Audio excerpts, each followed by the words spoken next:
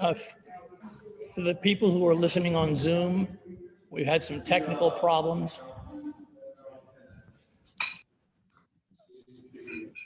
Yes, he does. We had some technical problems. We're starting our presentation now. We've had to split so that we are doing one in Freedom Hall, which is separate from this.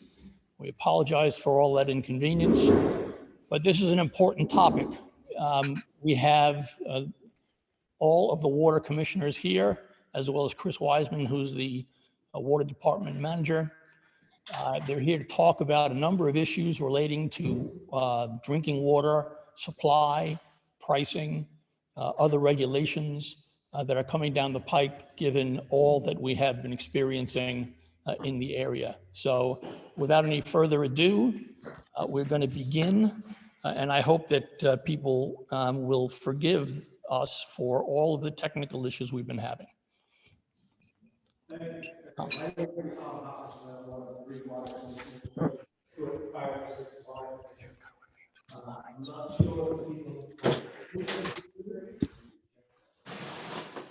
not sure if people on Zoom can hear or not. I need to hold that as well. Yes, you do. Okay, so I've got it all here. Because people can hear me. You guys can hear me okay? Okay, thank you. I also have Commissioner Robinson and Commissioner Horsley with us tonight. This is a joint meeting between the Cotuit Civic Association and the Water Commission. And we're also fortunate to have Superintendent Wiseman here as well. I just wanted to first just point out just where our wellheads are located, so that if you weren't familiar with that, you would become at least more so. And so I've got a hard copy map here for the folks that are here. Yeah, that would probably be better. I should probably sit, right? I'll just sit here, Jim. Thanks. Yeah. So we'll hope. So anyway, I've got a hard copy map of where the well stations are, where the wellheads are for the people that are here. And we have 5 stations in our district. 3 of them are in what I call the Little River subwatershed. So they're pulling water out of the ground, which would flow from roughly where Lovell's Pond is across Route 28, and it eventually would make its way, that groundwater would eventually make its way to Cotuit Harbor through the Little River and discharge through the sand as well along the shorelines there. Just here are the slides for you. Keep going. So I just wanted to point that out. The other 2 wells, so those are 3 that are in the Little River watershed. The other 2 are in different sub-watershed. One, our largest pumping well, well 5, is over towards Mashpee and just north of Route 28 and west of Route 130. And that one probably pulls water from the Santuit River watershed, Santuit River subwatershed. Okay. And Lovell's Pond is big green. And then the last one that we have is behind the coop, behind the Cotuit grocery store. And that one is most likely pulling from Rushy Marsh subwatershed, which flows from like Lewis Pond, and there's actually a cedar swamp just to the north of Lewis Pond. So it pulls from that drainage there that then flows through Lewis Pond and then crosses School Street down before you hit the old Crabbing Bridge and the Santuit River confluence at that estuary there. And it runs along Rushy Marsh, and you can see the water pops to the surface and then drops subsurface all the way down to Rushy Marsh through that watershed. So we've got 3 different locations that we really affect by our water withdrawals, right? And our withdrawal volumes at this point in time are either above or real close to what the state permits us to withdraw. So we're kind of up against the ceiling. Certainly in the summer months, we would draw more than the permits that are allowed per day. And during the off season, we might draw a little less. But overall, we're drawing more water than we're permitted for at this point. We are working on some new permits right now. And Mr. Wiseman, Superintendent Wiseman can correct me if I'm mistaken about any of these. I'll let you know. You let me know.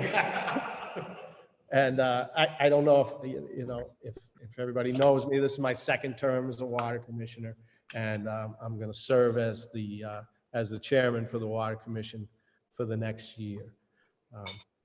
Questions? Yeah, when you said that the summer is over and the off season is low, do they allow you to average, or do you get cut off when the people are here? No, it's averaged. It's averaged. It's annualized. But they don't like you to exceed your limits per day either. They keep an eye on it. We're not receiving any fines or anything, which is good. And we could potentially, petition the state or apply to the state for more volume of water. We don't know if we get that or not, but we could try that.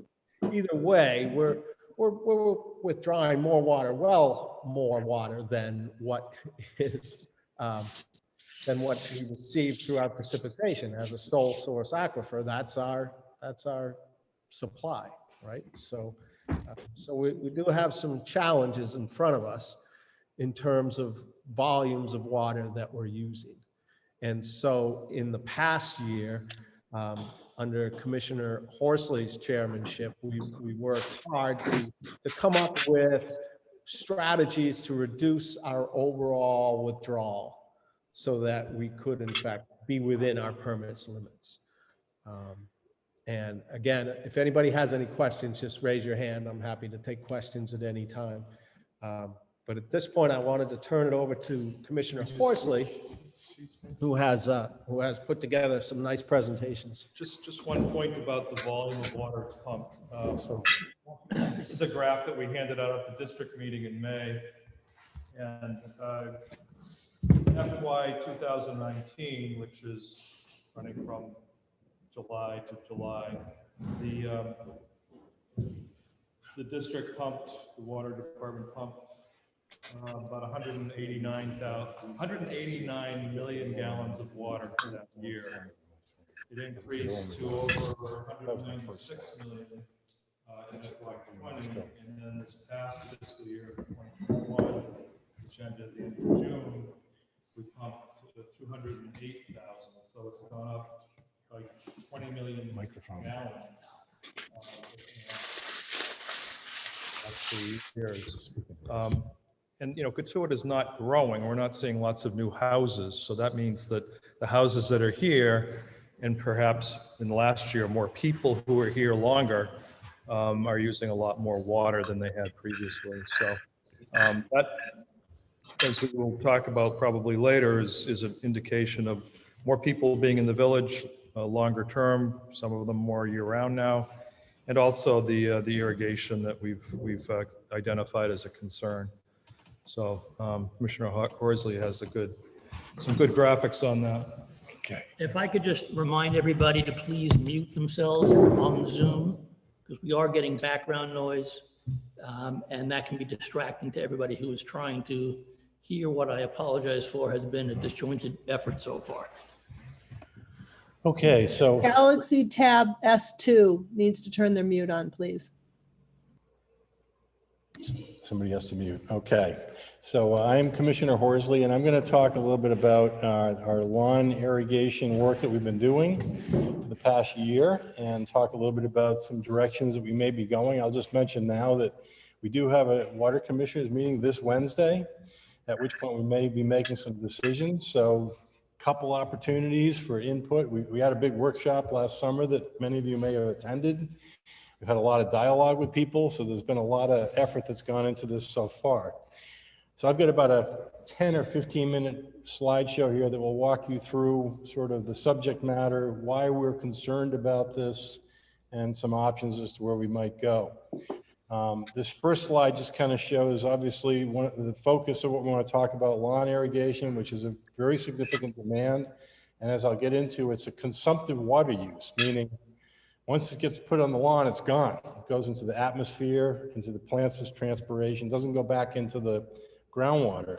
So it's a significant loss to the system. And on the right, you can see this is a cross section showing a well pumping groundwater.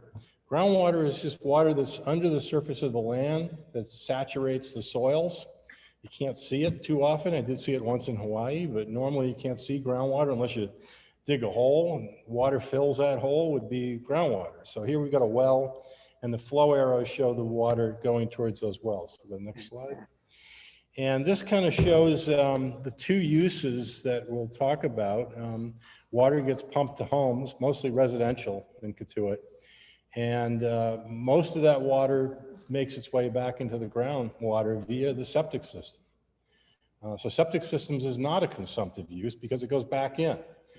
Unfortunately, it's not just water that goes back in. We've got some contaminants that we need to deal with, and we'll talk about that a little bit later. But the other use you can see here shown with the plants, they look like cornfield here, but let's assume that's a lawn. Any irrigation of whether it be a garden, landscaping, or lawn, that water does not go back in. That's, again, a consumptive use. And you can see that the groundwater levels are connected to surface water. You can see the stream in this slide, and it's showing that it's going down because we're pumping water out of the well, out of the groundwater, and not all of it's being returned. So that's the effect that we have is groundwater levels lower. And if there are any streams or wetlands nearby, as there are in this case, their water levels go down too. Next slide. So the other related subject here, and I suspect most, if not all of you know about this, is we also have a big water quality concern out in the bay here. This picture on the left is a USGS map, and it shows, I guess I can trace this on my, this is Lovell's Pond. Little River comes right down here and discharges into Katuitt Bay. This picture on the right is actually the mouth of the Little River, which is pretty close to where I live. And I can tell you I've been there for 25 years, and those mats of floating algae weren't there when I moved in there. They've shown up just in the last few years, and that's because more and more nitrogen is getting into the Katuitt Bay. And this is related to some of the things we're going to talk about, which is why I want to mention it up front here. In fact, there have been some extensive studies that show that, frankly, we have too much nitrogen. We're violating the Clean Water Act, which is one of the reasons we were talking about sewers earlier, and that's the driver. That's why the town is looking at this extensive sewers network to remove this nitrogen. But we'll come back to that. I just want to mention it briefly. And again, the other interesting thing is, and this is just an estimate, Mark mentioned, Commissioner Robinson mentioned, we have obviously more population here in the summer, but that's when all the lawn irrigation happens. The estimates in the state is about, on average, about 15% of residential water usages for outdoor water use. So it just so happens that all that 15% is in the summer months, that one quarter. When you look at it during the summer, it essentially doubles the pumping in the summer. So it's pretty significant. It's an estimate. We don't have separate meters, but it's a pretty good estimate that somewhere close to about half of the water that's pumped in the summer is going on lawns or other landscaping, but I suspect most of it's lawns.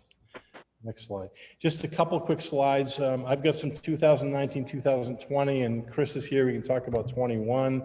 I think it's fair to say that all three of those years we've been talking, we meet every month.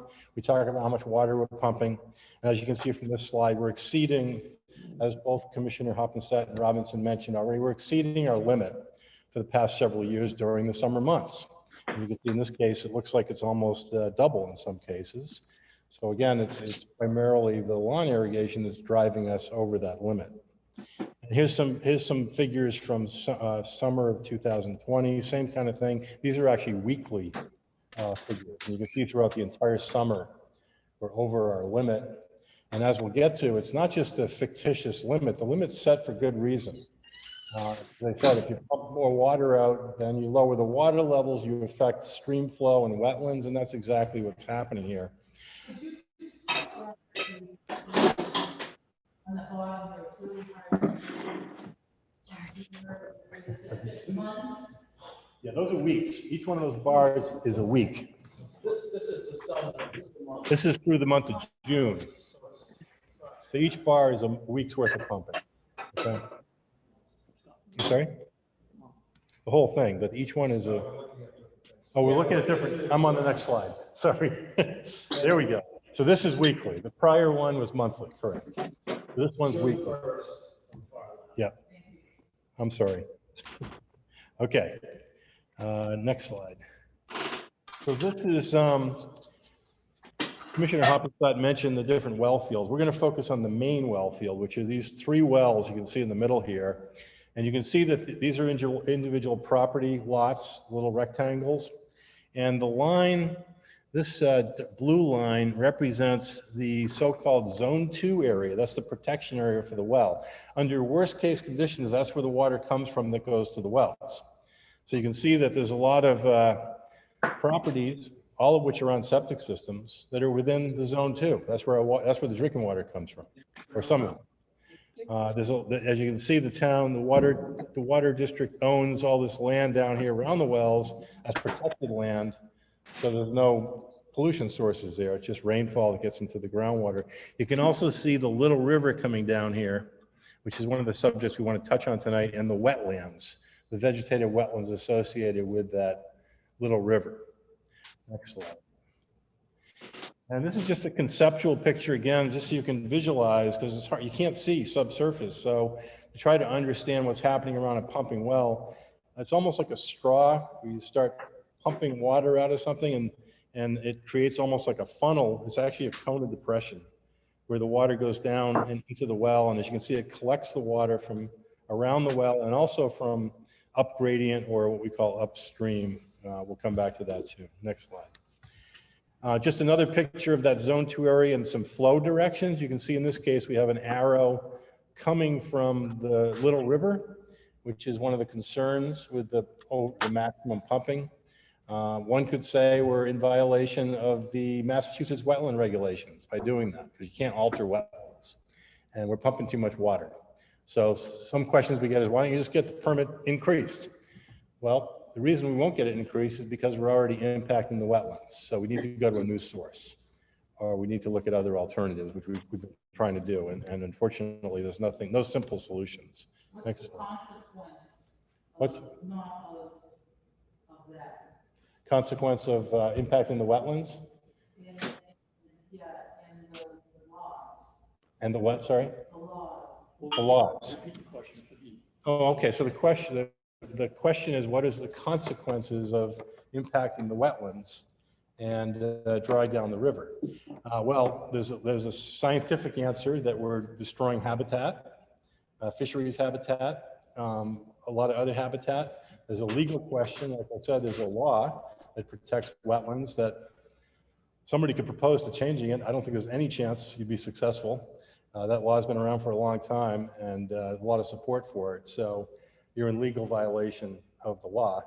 And then the third one, as Commissioner Hoppenstadt mentioned, we're already over our pumping limit. We're not getting fined, but we're here to talk about it because we need to do something. We need to manage it. We can't keep going in the direction we're going. Could you be fined, and what's the amount could be fined? Well, there's multiple fines. There's also the Clean Water Act, which is another law that we are violating. It's federal law. And I don't know what the fines are offhand, but they're daily fines.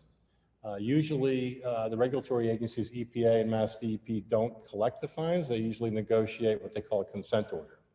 They sit down with your lawyers. First thing you do is hire lawyers and spend a lot of money with lawyers. That's the first cost. And then you negotiate, and you're gonna have to do something.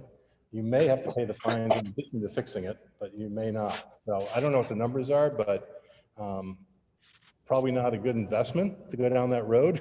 I don't know if anybody's. I mean, I think it's like many things. Oh, you gotta talk to the computer. Sorry. The regulatory agencies want to know you're doing something about it.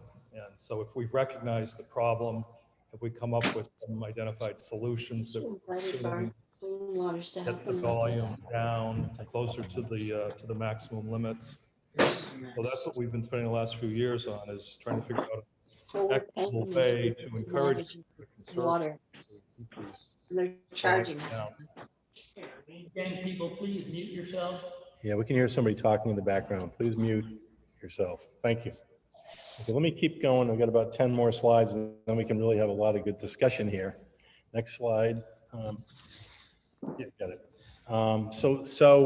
Last year we had a big hearing. We got a lot of good comments and ideas, and several people suggested that we had a theory that this was happening. Why don't you go out and do a study to document it? So we hired a hydrogeologic consultant, Tom Cambereri. This is a cover of his report. This report is posted on our website if you want to read it. It's quite well done. Tom's very well respected in the area. And I'm just going to show you a couple slides from that. And they're a little bit technical, but I'll try to explain again. So if I can use my cursor here, these are the 3 wells I'm pointing to, Jim. And the blue lines that are running from upper left to lower right are flow lines. This is actually what's called a particle tracking model. It actually tracks molecules of groundwater, where they flow from and to. So these lines that run from upper left to lower right to those 3 dots are where the water is coming from to get to those wells. The Little River is shown over here, it's highlighted off to the right. And this one, you'll note, is summer pumping conditions. So one nice thing about a model is that you can run different scenarios. So this is the summer pumping condition, and I'll just quickly show you the next slide, which is the average annual pumping conditions. If you notice the difference between those two, the capture areas to the wells, the lines going to the wells get narrower. And that's because the well isn't reaching out further to get the water. So it's further away from the Little River. And I'll also highlight, I did highlight here in color on this slide. Is it red? I'm colorblind. It's red, thank you. Those lots that have, probably most of which have septic systems that are contributing to those wells. So that's something we want to talk about. We're going to be talking about over the next year. There's something called source water protection. And we may be looking to try to provide some treatment at some of those locations to try to improve water quality. But that's a separate issue from the amount of water, which is really our focus. But the model, the reason I want to mention that now, because the model that we've had done is really helpful to figure out not only impacts on the river and the streams and the wetlands, but also specifically, where is our water coming from and where might we target protections or improvements in terms of treatment and water quality. So we'll come back to that as well. Next slide. And on this slide, I'm just going to touch upon, I've highlighted the things that I want you to look at because there's a lot of numbers on here. This comes right out of Tom Cambereri's report. And this is a summary. And you'll notice there are 3 columns that are highlighted at the top: entire river, Route 28 to Putnam, and then 28 to Sampson's Mill Road, or S Mill Road. The far right one is right where those wetlands are that I mentioned earlier by the well field that is of concern, that we think has an impact. And if I can just ask you to not necessarily read all these numbers and go right to the bottom, and I've highlighted summer pumping conditions, and then there are percentage decreases. So these are, according to the model, percent decreases in flow in the river under those conditions. So in other words, at Sampson's Mill Road, which is on the far right, if you go down in the bottom right corner, you'll see 32%. So what this model is telling us, among other things, is that during summer pumping, which is obviously when we have the lawn irrigation going on, that the river is being dewatered by about 1/3. In other words, there's 1/3 less water. There's also lower water levels, so whatever wetlands are there, which vegetated systems may or may not survive because they're very dependent on groundwater levels. So those wetlands may be dying over time, habitat loss, et cetera. The other thing I should mention is that the reason I was talking earlier about the estuary and the nitrogen pollution is there's 2 ways to fix problems like that. One is to reduce the pollutants going in the nitrogen. The other one is to add more water, dilute the pollutants, if you will. We're actually doing 2 negative things here. We're adding pollutants and we're reducing the water going to the estuary. So I don't know if any of you have noticed the water quality out there in the bay this summer, but I'm sensing it's about as bad as it's ever been, the visibility. And it is a result from the nutrients getting in there. And I would also suggest that as less fresh water goes into the system, that exacerbates the problem. So this 33% dewatering, if you will, really has effects on the stream, the wetland, and to some extent, the estuary as well. So there's really 3 reasons why this is of concern. Next slide. And this is just another graphic of the well field showing 3 wells and also the wetlands shaded over here on the right in a blue-green color, I guess. And you can see that those wells are pretty proximate to the Little River and those wetlands. So again, no surprise really, at least to me, that these impacts are occurring just because of the proximity of them. Next slide. And here's a picture, a couple of pictures of the river, the Little River. That's Commissioner Robinson on the right there for scale. And you can see this is pretty dry. And for the past several years, since I've been a commissioner and focused on this, we've been walking this area pretty regularly. And during the summer, it does tend to go dry. So if that is normally, parts of this would normally have some water in it. So you can imagine that the habitat value is, well, I was going to say decreased, but what I should say is probably gone in that condition because there's not much of an aquatic habitat.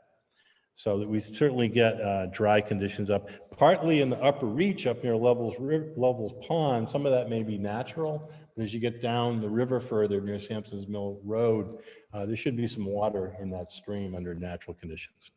And that gets me to what can we do about this? And this is really where we want to end up here. So we've been looking at 3 options we want to throw out and tell you about. One is improve irrigation efficiency. As you may know, there's all kinds of new gadgets and devices you can use to make the amount of irrigation per lawn less. I met with 2 or 3, I think it was 3 irrigation professionals and had a couple of interviews with them to discuss this.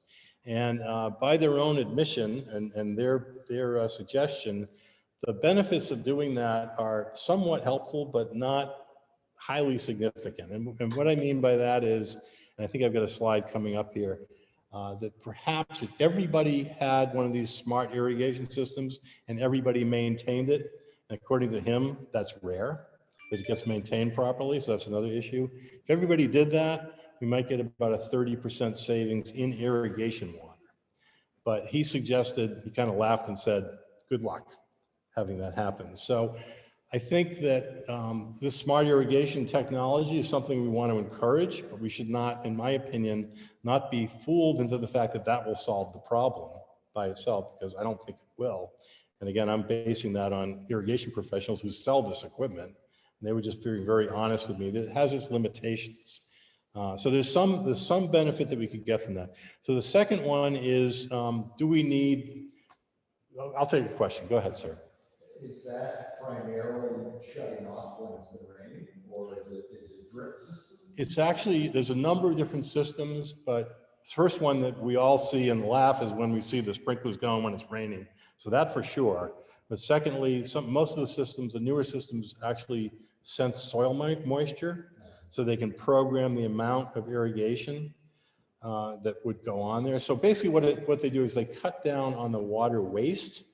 But remember the water, even if you irrigate perfectly with no waste, all of that water is still being lost that's going on the lawn because it all goes to evapotranspiration. So it's not like we're saving water in that we're not going to water the lawn. It's just that we minimize the waste. Okay, but there's a number of different fine tuning things. The second thing on the list is what we say alternative landscaping. I guess I would just ask the question, do we, and I say this jointly, need all of these lawns that we have in this perfect green condition? Maybe we do, it's a judgment. I'm not saying we don't, but it's a question. There's alternative landscaping, there's less lawn, there's other ways to have a property that some of us think look quite nice, etc. So that's another option. And we had a presentation last summer from Jack Ahern, who lives over in Osterville. He's on the board of directors of the Barnstable Clean Water Coalition. And he's just published a book on ecological landscaping, on showing people on what properties can look like with maybe a little less lawn and more garden, etc. So that's the second option. The third one is try to encourage people to get off the public water system and put in their own private wells for irrigation. And we're actually seeing a fair amount of this happening. We're getting calls at the office. And I mentioned on here, it says irrigation fertigation. And I do have a slide on this because there's a secondary benefit to this. If we can get people off the public, and I call it the public drinking water system, because that's really the primary purpose, I think. If we can get people to put in as an alternative private on-lot wells, we're taking the pressure off the the public system. We're reducing those impacts on the wetlands. You can still have your irrigation water, but it won't be drawing on the public system. And it won't have, by spreading out the wells, instead of 3 big wells next to the river, if we have, let's say, 200 or 300 private wells spread around the village, it won't have the same impacts on the wetland and the stream. So there's that advantage. Maybe we'll come back to that, but those are the 3 main options. So just a little bit more on that. I already said some of this, so I won't repeat it, but this is some of the aspects of the smart systems. As I said before, about 30%, but again, if you believe that half of the pumping is during the summer is irrigation, then the half of the 33 is more like 16% of what we'd actually save if everything was working perfectly. And again, I'm not optimistic that we can do that. There's just a quick picture of some alternatives, so-called xeriscaping. Putting in alternatives to lawns in some places can look quite nice. And the third one is just a little bit more on this fertigation well, just so you can understand. Here's a little cartoon, what's going on. So the 2 houses on the left, those are showing the septic systems underneath it. And again, the leachate from septic systems goes into the groundwater, and the groundwater flows to the bay. Just an interesting note, about 100% of the nitrogen that goes into the groundwater from the septic system makes it to the bay. It doesn't get filtered or lost without some sort of treatment system. So it's pretty conservative. The idea here is if you put in your own private irrigation well, chances are you'll be picking up some of that nitrogen that's in the groundwater on the way to the bay. So the extra benefit of doing this, there'll be 2 benefits. One is you'll take the pressure off the public system. We won't have the impacts in the river and the wetlands, and maybe we'll clean up some nitrogen. Because if there's nitrogen in that groundwater and you put that on your lawn, that's what you buy at the hardware store. It's fertilizer. So in fact, we're working at a golf course in the Pine Hills in Plymouth, which you may have heard of, a big development.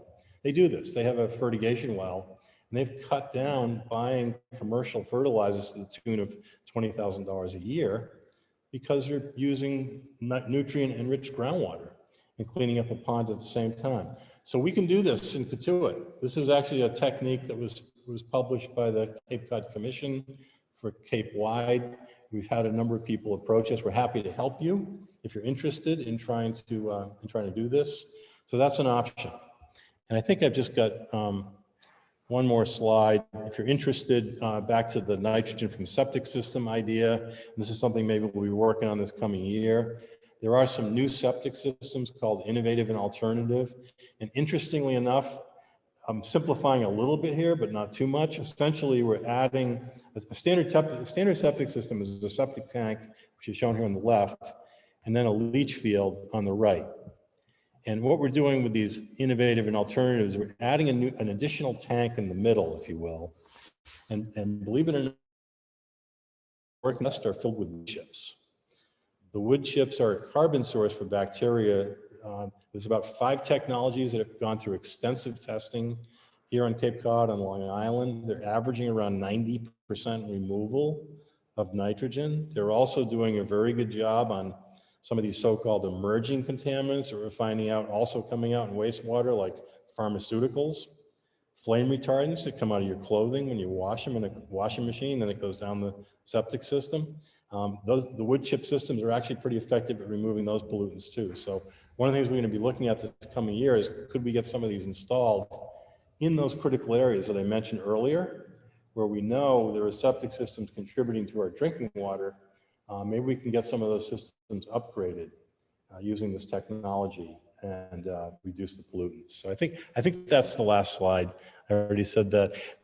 Just a list of a bunch of towns who have done irrigation regulations in Massachusetts. So sometimes people say, well, has anybody ever done this before? And the answer is lots of people have done this. This is just Massachusetts, but across the country, there are all kinds of regulations on irrigation wells for a variety of reasons. And I'll just stop there and mention that one of the other things we are looking at, and I'll turn it back to Tom, is another change in the water rates. We changed the water rates a couple of years ago. We're looking at changing them again, and doing it in a progressive way, meaning that it wouldn't affect any household that's using water for normal, essential internal water use purposes. But if you're going to irrigate with the water, then the rates would go up significantly. And I'll just mention one of the rationales for this: if we keep going the direction we're going, we're going to need another well. And frankly, I have no idea where we're going to get that. It's probably wishful thinking. And or we're going to need water treatment. And water treatment comes in the $5 to $10 million range. So by raising the rates, it might do one of two things. It might provide an incentive for people to get off the system, put in their own wells, because it'll be cost effective. The payback period might be a couple of years to do that. Or we'll have the money to provide the treatment and maybe find a new well if we need it. If in fact people want to keep pumping and you know, the way it's been going on. So I'm going to stop there. And I know Commissioner Hoppenstedt has some more. Yeah, for those who are on Zoom, we're now going to stop sharing screen and open up an additional presentation. If I can find it. Um, Stop share. And now I got to go to my email. While we do that, I know we have a question, gentlemen. Yeah, go ahead. I was wondering a couple different things. When you do woodshed tanks, the septic system, is the nitrogen just off gas? Yes. repeat the question. Oh, I'm sorry. Yeah. So where does the nitrogen go when it's treated? That's essentially the question. Yeah, it's actually quite magical. The bacteria, there's actually two groups of bacteria, and they actually transform the nitrogen into N2, nitrogen gas that we breathe. It goes into the atmosphere. It's completely harmless. So it's quite a nice solution. There's no byproduct. And back to the private well idea, what effect does that have on, you know, obviously it would be great for a little river system, but what about other wetlands in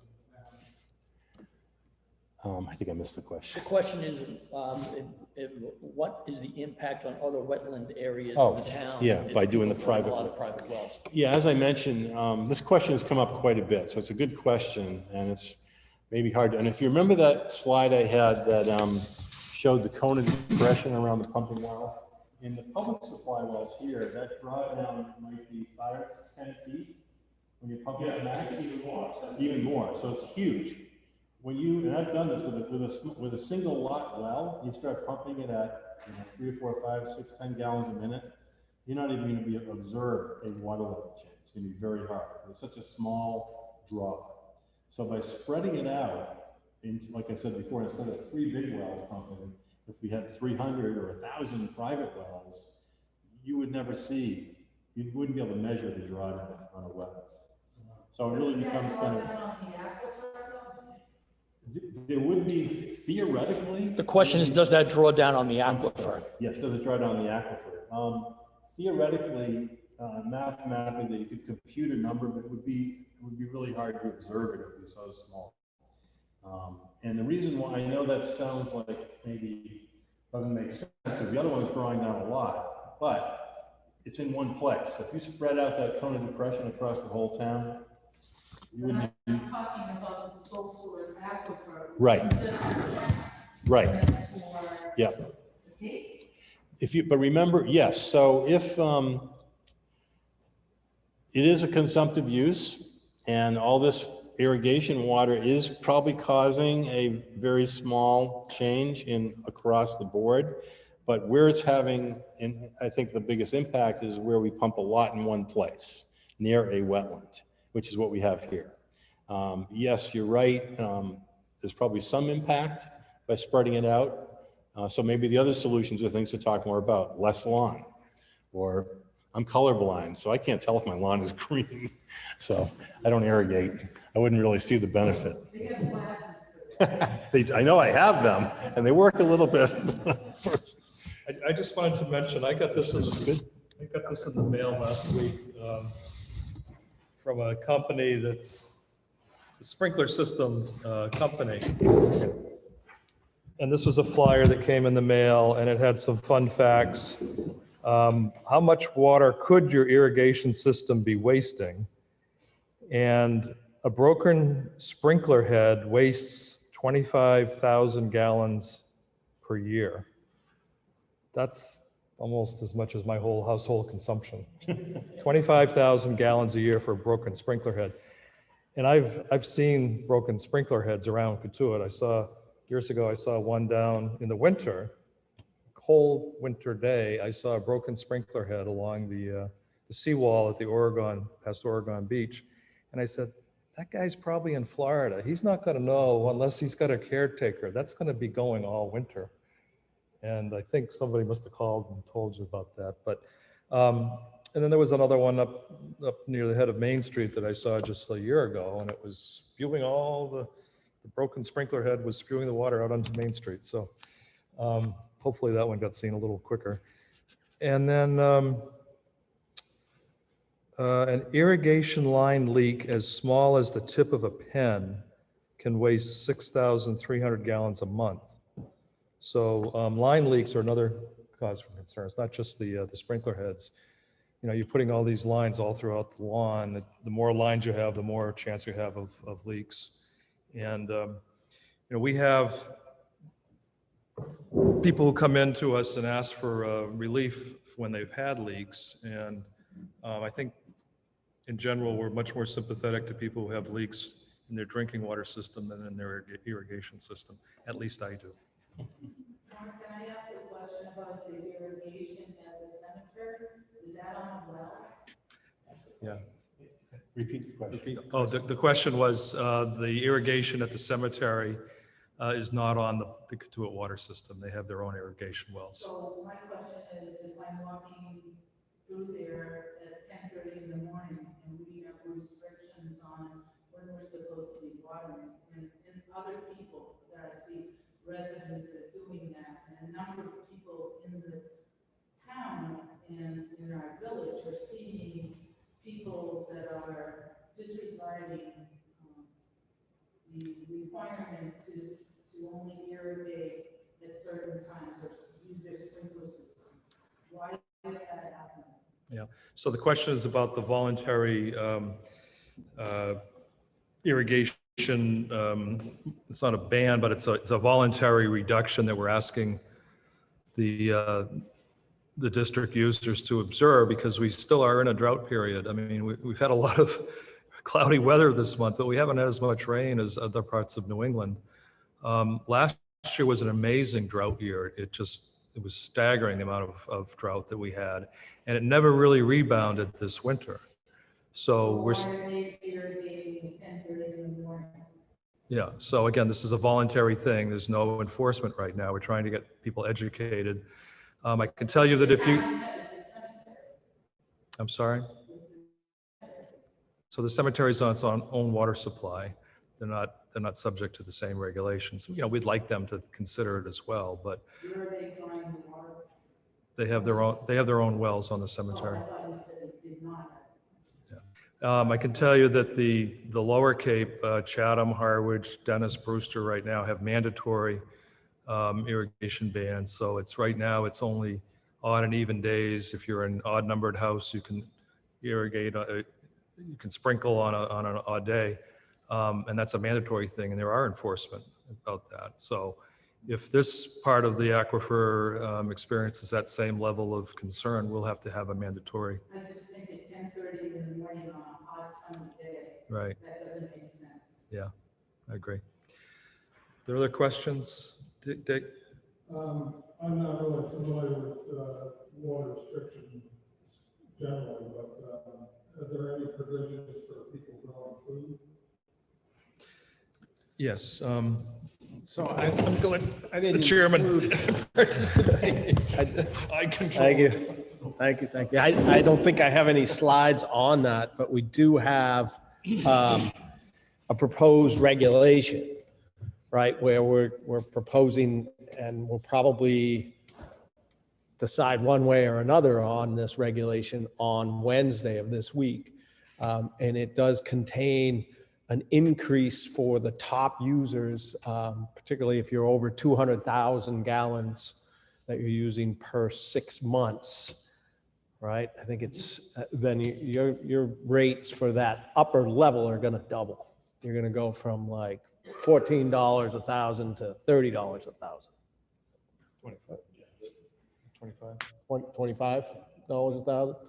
So that's a proposal that we have. But in addition to that, we also have some considerations for prepared food providers, where if you're a prepared food provider, we don't think you're using that water for irrigation, so you wouldn't be subject to those same levels of costs. And any provision, you know, is, how would this, any of this affect somebody who's growing vegetables in his backyard? The restrictions So- do not stop anyone from watering their vegetable gardens. So the Food, so right now, that's not part of the conservation restrictions that we have. So the question was, how do our restrictions, our voluntary restrictions, recommendations, and subsequent potential law affect food growers for private consumption? So subsistence growers, particularly gardens. And they do not apply to the voluntary restrictions do not apply to gardeners at this point. But if a gardener, a large-scale farmer gardener, were to provide food at a level that's going to increase their consumptive use above that 200,000 gallons, they're going to pay the $30 or $25 per thousand.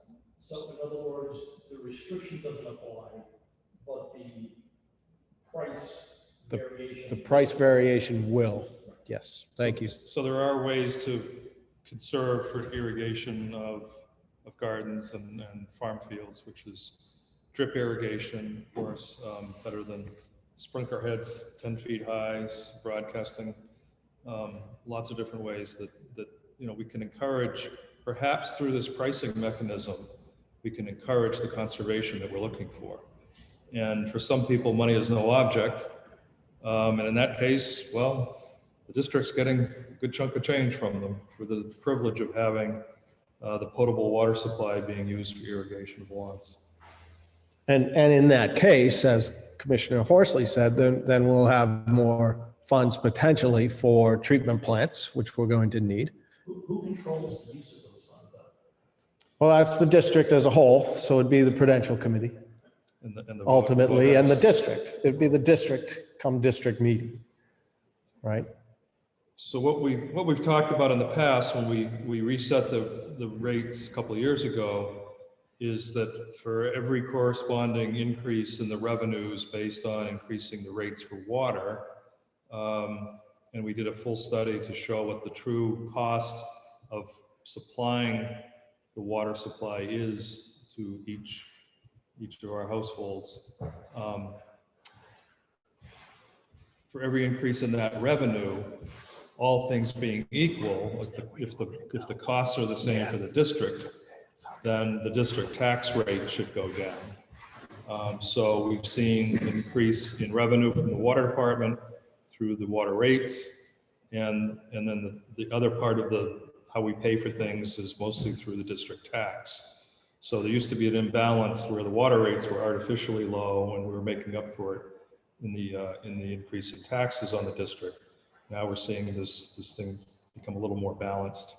And in fact, in the last year, we've seen a real net boost to the revenues of the district through the water revenues. And we saw a slight decrease in the tax. I mean, of course, the costs have gone up for the district as well. But the whole point is to not fund the district on the water revenues, but to identify the fact that for many, many years, the water rates were so low, it wasn't even really covering the cost of the operation. So taxes were subsidizing it. Yes. I just put the slide up for the proposed changes, the rate schedule changes, and it is, as you can see, it's going to get significantly more expensive for our higher users. $30 is right. Yes, ma'am. But it's a decrease for the people who don't use much. because I pay $50 minimum twice a year. Yeah, and I paid that last year when I didn't even come here, and I noticed that it dropped it.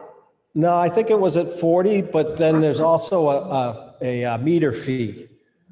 And that fee ends up being $50.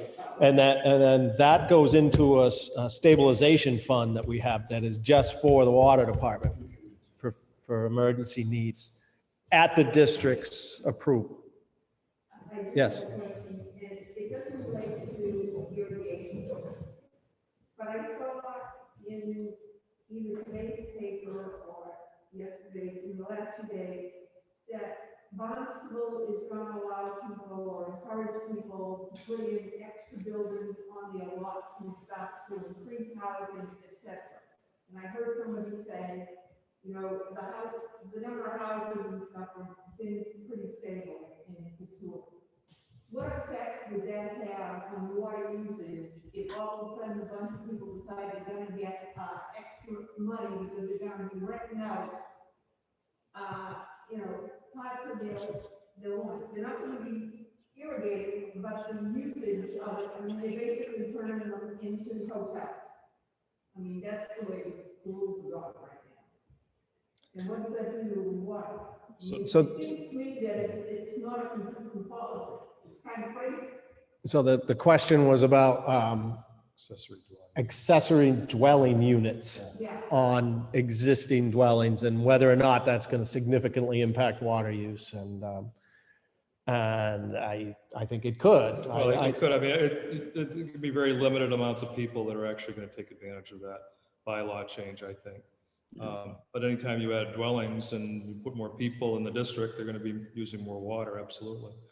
And it's the household consumption is not what's Right. driving the the rapid increase in the demand and consequently the supply of the water for the district. It's really related to this irrigation, we've become convinced. So it's back to the consumptive and non-consumptive uses. I'll just mention, because if we talk to the computer, I didn't mention this before, but when I met with those irrigation professionals, in addition to them explaining to me the limitations on the equipment, they did tell me that there were many new irrigation systems going in, that there's a big trend that people want this. It's a convenience. They like their lawns. We don't know how many there are. It's one thing we've been trying to think of doing is an inventory, but he did mention, so chances are that growth is much more significant to us than what we might get for accessory dwelling units, would be my guess in terms of demands. And the accessory dwelling units, at least in part, targeted to provide affordable housing, which is certainly a valid, goal of the town. So I think some of that makes a lot of sense. But I would agree with Commissioner Robinson. I think the demand from that is going to be small compared to all of these new irrigation systems going on. I would like to just remind the people on Zoom too, if they have a question, please type it into the chat feature of the Zoom software, and we'll see if we can help you out. Phil? I don't have any doubt about irrigation systems dramatically contributing with some consumption, but the population in the village increases substantially in the summer. And you look at how much of it is from just more people being here in the summer. No, it's certainly an effect. But I think that the statistics that we've seen about how irrigation affects the overall demand and supply on the water system is really the triggering thing that I mean, Chris can tell you that on a summer morning, all 5 of his pumps are operating at full capacity, just trying to refill the water tanks. So it's not, I mean, it's correlated to the early morning hours, Chris. Can you describe that? From 4:30 till about 7 o'clock, we can't even keep up with demand. So that's not people using their dishwashers at 4 in the morning, okay? Right. That's when my neighbor's irrigation comes on. Tick, tick, tick, tick, tick.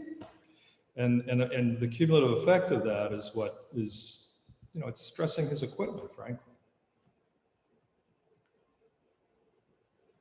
What happens if one station goes down? That's gonna be a tough one. If something happens, we have an emergency, something goes down, that's when we're in trouble, and we gotta make some kind of change because of that. I think you should describe, Chris, how, the staff visits these pumps and they have to, it's an important consideration. Make sure those pumps are in good order all the time. Correct. There's certain maintenance that has to be done every day. We have to add lime to the water for the pH control. We have to add chlorine to the water to keep bacteria out of the water. So my guys, I'd say at least half of their day, if not more, is doing maintenance, preventive maintenance on those pumps. We still have probably 8 different people who come up through the year for different parts that do preventive maintenance, but you can never be prepared for everything. So if one of these pumps go down, that's when we're in trouble. So like I said, we have one pump that is rated for 1,200 gallons a minute. We pump it at 1,000 gallons a minute. That is our highest producing pump. If that went down, that is at least a third of our pumping capabilities. We have 3 500-gallon wells a minute wells, and 1 317, roughly 320. So you got to think there, I'm doing almost 3,000 gallons a minute, 4,000 gallons a minute. And I can't keep up with that because everybody wants to be on. And that's when it happens. You can come in clockwork and just watch my tank at 4:30, it just drops. And then we have it in a, if more in demand, another station will kick on, and you can see where it kicks on and it starts to raise it up, then some more sprinkles come on, then it starts going down. It looks like one of these charts that you see up there, a graph going, and then about 7:30, 8 o'clock, it starts coming back up till probably 2 o'clock in the afternoon. And each station will shut down as it's going. And we don't want to overpump any one station, and that's the problem. We have to try to rotate back and forth. And I thank the Lord that I have the guys out there now that are working and can do the maintenance on that. Chris, I think you guys do a fantastic job. Contingency plan, is there one? I know you're. There's always something out trying to keep it there. all running. Yeah, Like we something do what we happens. can to keep things going, but we do have emergency. If a well goes down, we do have, or electricity or something like that, we do have some ways for emergency backup for electricity. If we got into a demand problem, we would try to help it ourselves, but we are interconnected with neighboring towns. So if we needed an emergency situation, we almost just like with the fire departments, we belong to an organization that's kind of like mutual aid. So, if COM has a problem, they give me a call. If they have to shut something down and need me to supply an area, we will do it. And just like they would do it with us. Does that make sense? Because it's not like the water knows where It is. COM starts and Patuit and, Yeah, it doesn't work that way. It makes sense, but we can do it with Mashpee also, but each different town doesn't treat with the same kind of stuff. COM doesn't even add any chlorine. They don't know how much chlorine they want in the system. They put in sodium hydroxide, potassium hydroxide. So it's a different thing for corrosion control. Their tanks are 10 feet higher on one side and 10 feet lower on the other. So it's a matter of it. We're all gravity fed. So when we open it up, it's going to cause dirty water everywhere too, because water's going to be rushing one way or the other to fill a tank, their tank or our tank. So it's not an ideal situation. It's not one we want to get in. Not everybody's going to be happy if it happens. Yeah, 2 points. Are there any areas in this country where you have to get permits or whatever to install an irrigation system in your area or your house? Are there any ways that you can offer economic incentives whether it's tax or whatever, if somebody doesn't probably. So that was actually a question on the chat as well, that the second question that you had. The first question was with regard to, is there anywhere else in the United States or anywhere in the United States where you have to pay for irrigation water? Is that? You have to get a permit. So in the Western. Yeah. And for large irrigators in the western states, they all need to have permits, right? West of the Mississippi, the water laws change. And you have to have a permit and you get a water right for so many acre feet of water. That does not really apply to municipal use or town or district use at that small of a level. But it does apply to larger irrigators. So I hope maybe that answers that question. And the second question was about, and somebody else asked that too, are you considering offering financial incentives to move to on-site wells? And we've talked about that, and we'd love to, maybe explore some grant opportunities and see if there's something we could do to incentivize that. And it might even come down to providing the potable water for the households at a lower rate. Maybe that's a little of an incentive that we could do as well. So we've been talking about it as part of our larger discussion, but we haven't come up with anything for financial incentives at this point. And there's a question behind.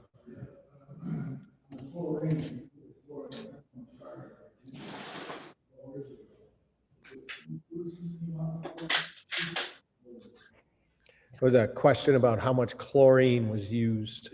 We actually right now are regulating our chlorine much better since we had that new system put in. Before, we used to be in a emergency state where we couldn't regulate it. We used a different kind of pump. With these new pumps, they're like a squeeze tube, and we can keep it down to acceptable levels that you're going to notice it every once in a while, but you shouldn't notice it as much as you used to. So we have actually, the more water you use, the more chlorine you're going to use, of course, but the levels are lower than they were before. Chlorine? The purity of the water. Yes. It's. I mean, there's different things are up. There's a tiny bit of PFAS in the water, but it's well below the regulation. Nitrate goes up a little every year. Sodium. Like everything, sodium's been going up regularly. We're right on the cusp there. All this stuff has been going. Just the more people around, the more you got. We didn't have a lot of snow last year, so we didn't get any. That's when we replenish our wells during the snow. That's flow water going in the ground. Nothing's drinking it. All the plant life doesn't need to drink too much, and that's when it percolates into the ground. We just didn't get that this year at all.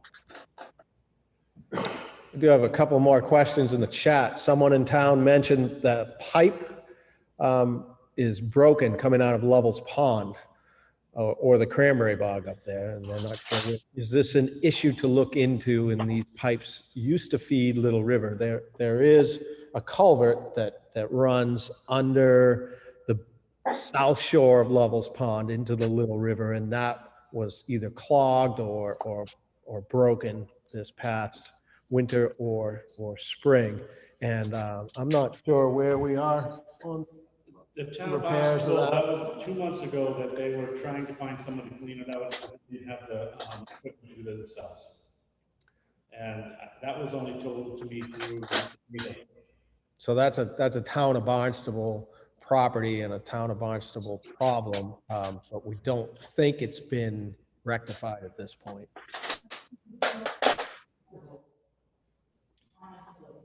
Well, I've looked at this a little bit, and that pipe is about 150 feet long underground. And that section of the Little River was just an artificial ditch that was used to try to drain water out of the pond and irrigate the old cranberry bogs. The cranberry bog's been out of production for over 50 years. So it was never intended for that to be part of the Little River. That was just a drainage ditch. Little River is a natural wetland system that exists in this little outwash valley of from the glacier, but that portion of it never existed. Lovell's Pond was just a kettle pond. And so some of the cranberry farmers thought they would use the water to irrigate their bogs and just south of Route 28.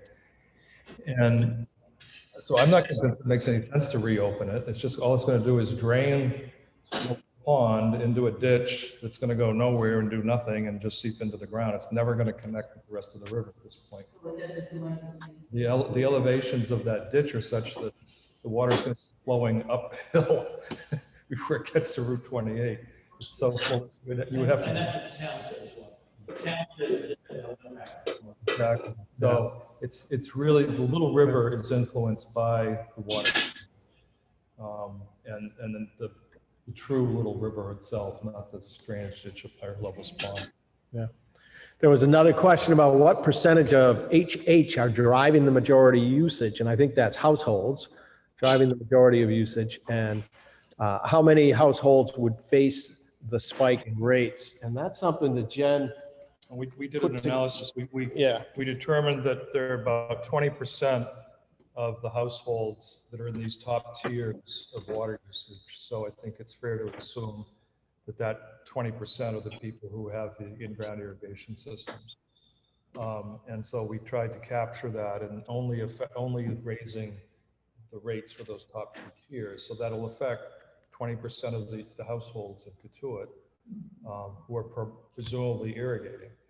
And the other rates are staying the same. So if you've just got a normal household without irrigation and a small lawn, you should not be affected at all by this suggested increase, which we have not voted on yet.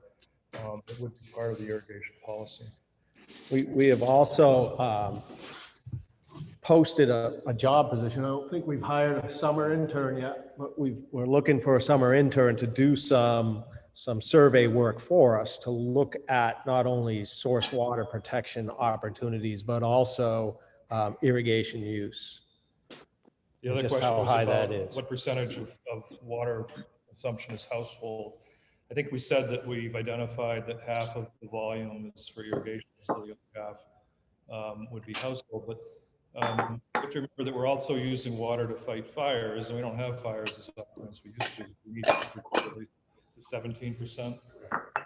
We need to preserve 17% of the water supply just for fire protection. Could you guys that are Zooming, please check your mute buttons and make sure those are turned on. Here's somebody's cleaning their kitchen, I think. Using water. Doing the dishes. Thank you. Yes. Can you tell how many people that inspired to move on to irrigation wells?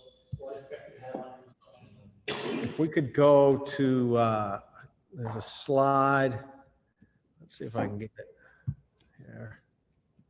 I'm gonna just say, This slide here.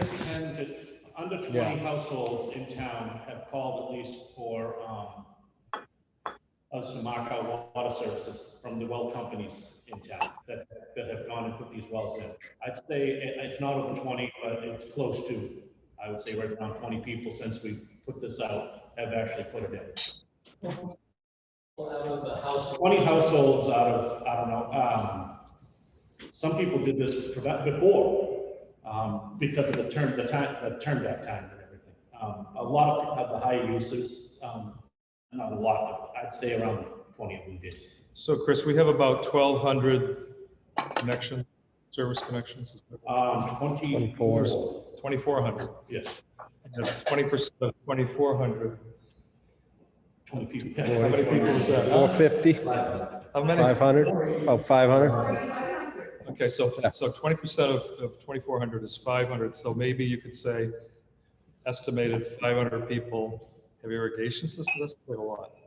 Something like that. Yeah. I don't think so. I don't think it's a lot either. There was a development that just went in with 160 people and every one of them have, over the last 10 years, had a sprinkler system put in. I would just point out on the slide that's posted now for in-person as well as my Zoomies out there, which I like to call them. We raised the rates in 2019. So on the far left, you can see fiscal year 2019 in gas of water pumped as well as billings, which is the actual money brought into the district, and didn't seem to slow down rates at all. In fact, seemed to motivate people to pump more water. Usage is up. Yeah. Significant. Yeah. In the audience, you can see the bottom, the brown bar is usage. So you can see that the water usage is. Increased. If we raise the rate.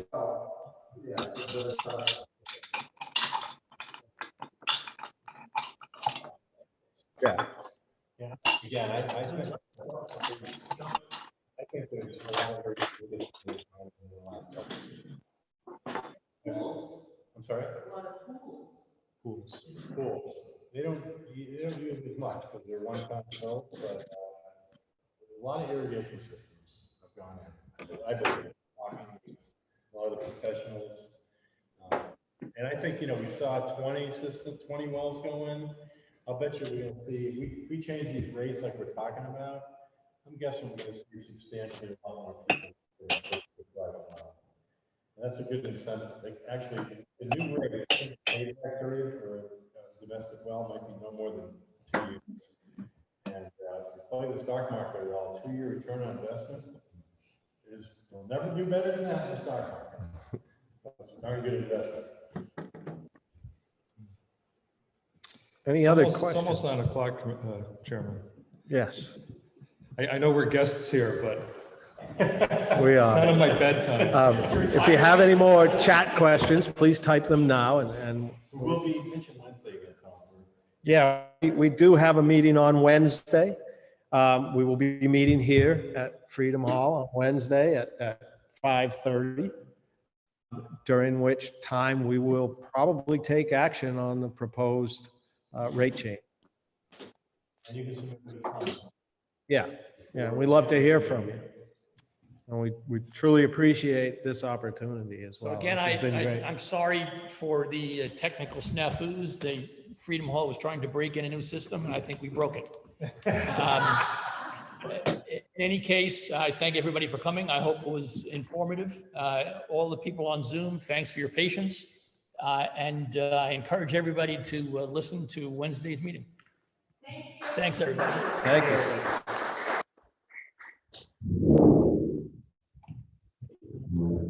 I don't know how we're gonna do this on Wednesday. Well, we're gonna have to figure out the technology for it. Yes. I'm the low end. I pay the minimum, Okay, same here. and then I pay my half a cup for free. But, when you try to raise the rate, you just take it, you have to wait. No, we have the authority to do that. A lot of commissioners have the authority to raise the rates, but be an effective meeting.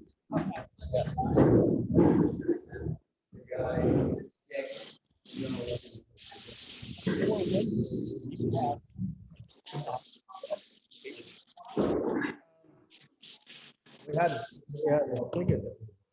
No? Yeah. But that thing should get us.